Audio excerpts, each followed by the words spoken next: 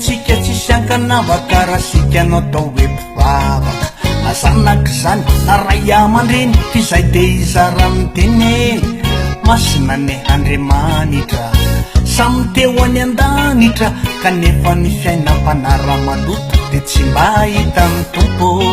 ny zavatra tena mba tiana itsindrina Jesosy tsy azo fasifazina tsy maintsy mizotra amin'ny lalana tery na izy tsy teo very fa ny fiainam-panagabo raraka de mizotra amin'ny lala malalaka tsy mba tiany Jesosy ny be mokondofa ny tiany de ny mankatoa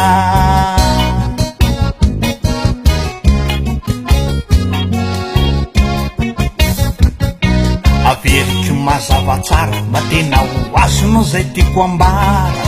isika de baiboly mandendevakiny olona marobe fa raha kristianina ianao tsy miavaka fa tiantoka be raha ilavaka reraka fotsiny ianao miazakazaka raha tomitovy amin'ny tsy mba mivavaka fakanesana any amin'ny eglizy ataovy amin'le tena izy izany de mila mitandrina fazaran-dratsy aza atao vaiakandrina aoka mba tsisy jangajanga na hoe vavaka iambahamba fa atahotra n'Andriamanitra satria ny tanjona de ho any an-danitra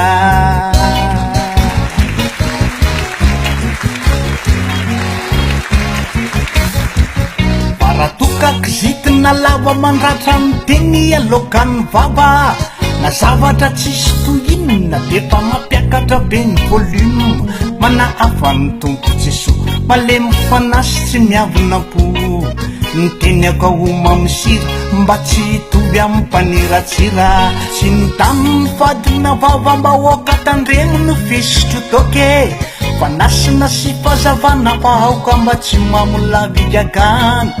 fiainana ny filazantsara fa tsy mety amintsika ny para fa tsy tenenany ratsy ny anaran'ny tompo ny toka tsy tsara fisotro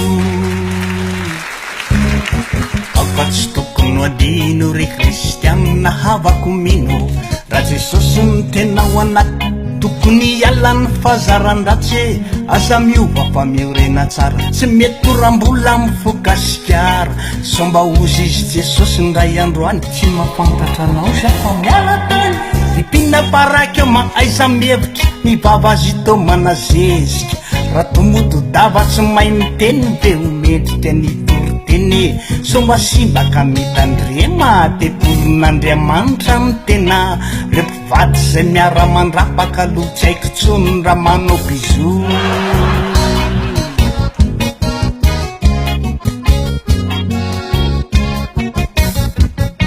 matozany resaky zany ambara de tiako anao iorina tsara satria Jesosy efa nilaza hoe anome fiainana be diabe